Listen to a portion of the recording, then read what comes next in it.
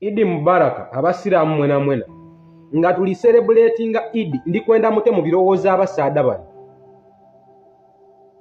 abaliviira ku kyabazinga ntali mu lubiri olwaleero nti era taselebratinze niimwe Idi basaada abo abeyeta abasiraamu aye nga tibasoga oyo Osman Mubaraka omu ku bakatikkiro mu Busoga abaliviira ku ensonga lwaki kyabazinga tali mu Busoga olwaleero oyo Osman Mubaraka ndikwenda mutukobera abasoga bafaanana li batyo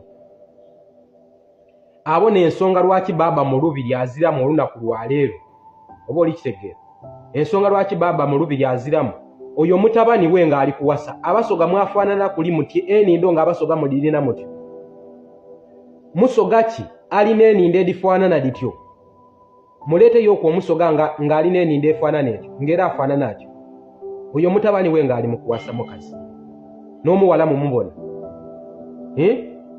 n'abo n'ensonga lwaki baba mu lubiri aziramu n'abatwesibyeku mu lubiri tibasoga aye batufuukira ekizibu kuba bo bali wiringa okwiba buli kimu oyo mutabani we oyo mutabani wa Mubaraka ni best mani muli mubona enfaanana li abasoga twafaanana li tutyo abasoga twafaanana tutyo era balina neyenku gundi tibawasa basoga oyo muwala oyo n'omuwala mutabani we gwe yawasa oyo timusoga omukazi oba muli kitegeera abo n'abatufuukira ekizibu mu lubiri okuboneka nti baba kyabazinga aziramu mu lubiri n'olunaku lwaleero ndikwenda abasoga ekyo mukitegeere abasoga twafaanana li tutyo kalica y'abasoga tugiidi aye bo bafaanana bati era ku mukolo bafaanana batyo era omugole omusaada muli mubona wagati awo leka nkizuumingemu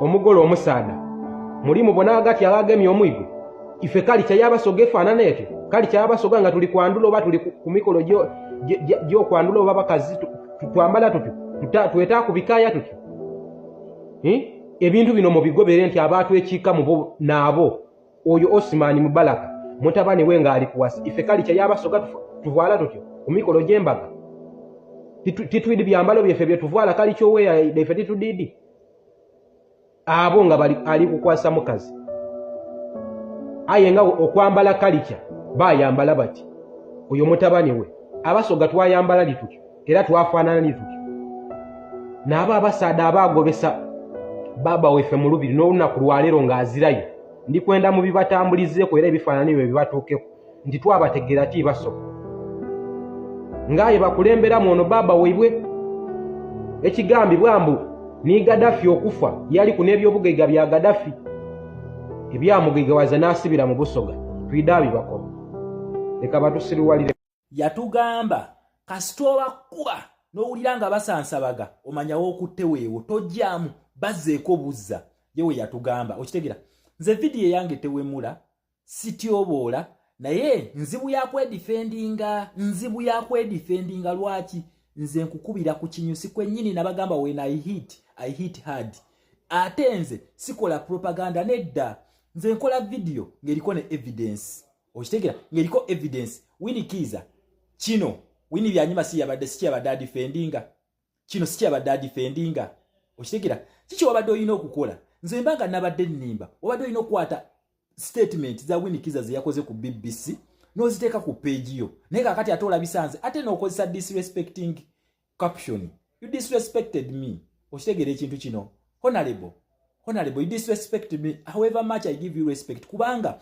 mwasobola okutusiriwaza emyaka 2 nga Museveni waafuga that you deserve a respect for that kyovola banze sikuvolera sigenda kuvola mu video yange nezinaddako zonna okitegera ekintu kino kuba kyotinkudde tokimanyi but just watch the space then ngenda kulekeramu at least akensuso nti at least wagenze kukomu ku bakommenters bo ng'agamba si buli omuntu adeserving okumuddamu wamuzeemu kino siwe kiri nti ono omwana alina emitwalo 69 okitegera gy'alina jo yeetaaga okumuwa matu nkwebaza ku lwekyo kubanga kuliko kunene abeeyita ba big tiktokers era abeeyita ba revolutionals mbe bagitegeerera balina followers 5,000 balina 3,000 balina 2,000 n'abalala bali mu bukadde okitegera naye eno namba yange gye mwasinze okufaako ya 69 siwe kiri yeah that is me Okitegera, when I hit hard. Atenze ndi muzibu wako defending akolwaki nina evidence. So gwe nawe nanzanyirako I'm a big deal. Kati njagala nkukwatire ku fake opposition eya Winnie Kiza ne banne. Winnie Kiza, let us see how you're going to defend yourself from me. Katulabe ngeri gye mugenda okwedefendinga kunze. Kwa mmaze emyaka 2 nga mutusiriwaza. Mulowooza tugenda kubeera ku ekintu kyekimu. Zino sente Donald Trump azisibye zo. However much Winnie Byanyima tried to explain, yagezezaako explaining nanyonyola Donald Trump azisibye. Then njagala olete evidence nti nabadde nnimba. Gyoba oleeta. Oshegera. Omanyi abantu bano bwe bagira. Batuzanya ebyekisiwa badenga batusiriwaza, batuzanya politics of deception. Batusiriwaza, tibasiriwaza abantu nga Museveni waafuga. Mpuuga ne tumugamba wabbye. Oshegera, wabbe ebitaano. Nagamba abo banzijonkera, beetema amaganzi, basimanyi bakemettererwa emmeme, ne boogera empayipayi zonna n'abyogera. Be bano ba Winnie Kiza ne opposition yaabwe baddengawo. Akati essaawa eno bali mu stage 3 ey'okutusiriwaza. Batya Museveni we yazimba faked democracy yagiteeka mu mitendera. Okitegera ekintu ekyo yagiteeka mu mitendera atya ayinako level 1, level 2, level 3 okusobola okutuukiriza Bahima Century Dynasty agenda zaabwe. Eno article 14 gitunulire wano Bahima Century Dynasty en amendment bayina 50-year master plan. 50-year master plan balabanga bannayuganda tuli basiru nnyo basobola tufuga n'emyaka 10. Baleeta Besigye era mu article 14 bakugamba nti Besigye teri muntu n'omu alina Musa Pesinga. Essaawa eno His Excellency Kyagulanyi ya beatinga odds. Naye kati ali ku level 3 ko bamutayiriza kwe baagala bamufunzize fe bannayuganda unless nga tukkiriza mission z'abano zigenda kuyitamu ezaba Winnie Kiza n'ekibinja kye. Lwaki nkugamba kino? Tunula wano bano bali bameka. Kuno kuliko Besigye, kuliko Winnie Kiza, kuliko Guligole Mugisha Muntu, kuliko ne Birigwa. Sibe bali ku kitebe nga beyongeddwako Lukwago. Sibe bali ku kitebe then Mugamenze guno bali bakunganya mikono kutwala Museveni mu ICC olwokutta abantu be Kasese. Kye kyatuka ku guno musango Winnie Kiza. What happened to this case? Kubanga tulaba nti abantu be Kasese partial freedom bagifunanga His Excellency Kyagulanyi amaze okujja. Erweru nalyoka kubwa sanction siwe kiri mu musango gwa mweche kyagutuukako. Gwakona. Yewe gwakona lwaki temwakoma okunnyonnyola bannansi ne mbagamba tibannange muntu egatteko tulwanirire eddembe ly'abana abantu be Kasese. Kale nze ndi ku childish okwabuza what kind of childish ignorance this is. Yeah. Munange ekyo wanzivoddemu naye gye tunaagendereyo mu maaso ojja kakasa nti si childish. Ojja kakasa nti ono mwana byayogera birimu ensa. Just watch me. Ukitegera? Ku level 1 kwe bakutayiriza nti senga oba osituse wenna nga politician owakabi bakuterawo akabinja wakalina okukakanyizawo politics wo. Naye senga oba suppressing noyita ku level 1 babeera bakulinze ku level 2. Level 2 ba members abali ku level 2 be bani abeera bakutayiza okukuwa amafumu n'amaggwa okulaba ntoyitawo. 1 Mathias Mpuuga kwali. Kuliko Charles Peter Mayiga Emmengo kwali. Kuliko Medali Lwega Segona kwali ku level 2. Kuliko Muhammad Nsereko kwali. Okitegera? Kulikani ku level 2 kuliko mula kuliko Ken Luchamzi nono kuchiringa na ba big boys naye si kwali kweyo level 2 si kwali. Okitegera wano balina okuta political career yo lwaki nese mujunganda kwali ku level 2 ndi wowe ise ku level 1 nojja ku parliament level kwa eno level 1 ekolera ku council levels kwekolera ku council ne ku bito ebya districts kwekolera ku level 1 then level 2 ye parliamentary level. Kati political career baba ino jinyigiriza waneno nti ogenda mu parliament eri ogenda kusanga yaga amanya genkumenyedde nga je gali mu parliament era bakusomera zidiiro ezenjawulo basobola okuta political career yo n'okuteeka mu nkwawa z'abantu abeeyita ba elites oba senior politician. Okitegeera ekintu ekyo ku level 2 His Excellency Kyagulanyi Nsereko yali amusomera diiro okumutwala ewa Museveni. Ku level 2 kuliko ne Franka Gashumba naye mbadde mwerabidde okumubagamba. Okitegeera kuliko ne Franka Gashumba ku level 2. Okitegera ekintu ekyo nkugambye no parliamentary front sako ne ku media houses nga we wina support basoka ne bakuwa coverage ey'amaanyi nnyo then bamala ne bakulinnyako ne bakutwaliwa Museveni ne batta political career yo kweno level kwe battira Hussein Kyanjo. Okitegera ekintu kino kuba bana abantu batta n'ekyenjolekedde nze nabagamba nze n'obulamu si kyeguya.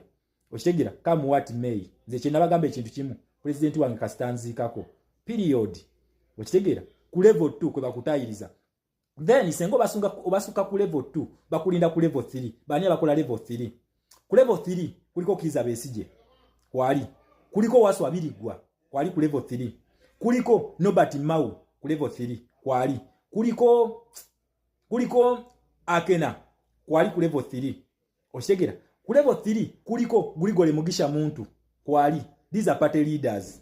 Nti wona asukka wanena at least ojafuna political party emu joyingira okusobola okuwipinga political career yayo ogenda gizimbira mu political party. Yensonga lwaki Anas Kalisa gwe bawo obutwa yagamba nyo His Excellency Kyagulanyi nti wanaba anasobola okuwangula abasajja bano ayitalina kwegatta mu political parties ezo. Ne UN ne NURDP political party eno gye twakyusa ne tufuula National Unity Platform. Okigera ne tufuula National Unity Platform yali yabwe. Museveni yateekawo political parties ezo ng'aziteekawo kulinya kulinya kaluya z'abantu nti olina okujja at least bantu bakunyigire mu political party. His Excellency Kyagulanyi n'agisapeesinga. Yensonga lwaki kweno level kwe tuli alina okuwangula Museveni. Nti ezo level zonna yazitayo kati bamutayiriza ku level 3. Level 3 yensonga lwaki bakugamba baagala alliance. Kwa bali bakimanyi nti Mpuuga asobola okiyira munda kati wekyayiika nga balina okujja mu alliance naffe. Okitegere ekintu ekyo era kati balwanirira nnyo tugende mu alliance nenga bali kusirwaza ng'oli wakola ki wafuga nabagambye wini byanyima yabadde agenze ku stoppinga sente za USAID. USAID eberenge egenda mu maaso bajiwe Uganda. Donald Trump, thanks to Donald Trump twaze tumazeeko ku luno. Buli azanyira ku dola agenda kutya. Otalwa BRICS betuliko. Okitegera amaze nazi stopping omulalu oyo. Kyovola bamwagala nnyo nabagamba America yaleeta omulalu. Ono agenda balaga kikyali. Okitegera? Then Winnie Kiza ekintu ekyamanyi obadde olina okukola. Obadde olina okuleeta videos nolaga ensinti nze nnimba. Otherwise gye tulaga ngenda kukwambula Winnie Kiza. Ngenda bambula eyo fake democracy gye mbadde muzanyiramu nga musirwaza banna Uganda nga Museveni waafuga musobole okutuukiriza Bahima Century Dynasty. Okitegera ekintu ekyo? Nze nabagambye nze sirina kyentya. Wabula attack me ng'olina defense emala. Okitegera kuba nze siriwa propaganda ng'abalala. Ekyo si kiri. Okitegera ekintu ekyo? Gwe nnumba nga weesibye bbiri. Era mbakakasa kati mwena mwanfollowinze mu fake account. Ogenda kumpulira. Okitegera ekintu ekyo? Mutusiriwaza mu politics ow'ekisiro okumala emyaka 2. Era gye mwagala mutuzze. Kakati ku level 3 kwe tuli mwagala mutuyingize ekya UPC. Okitegera? Fake agreement male mutte His Excellency Kyagulanyi mwagala kumutta. Okitegera? Bana abantu balina access ku mundu, balina amakomera bana aba opposition, balina amakomera basiba abaana baffe. Bano balina obutwa bano bebata Segirinya. Segirinya yali abalemye ku level 2, yali abalemye. Mpuuga we yalaba n'agamba wakiri okulemererwa nkola kinnyonoona n'amuttira ku level 2, teyatuuka ku level 3.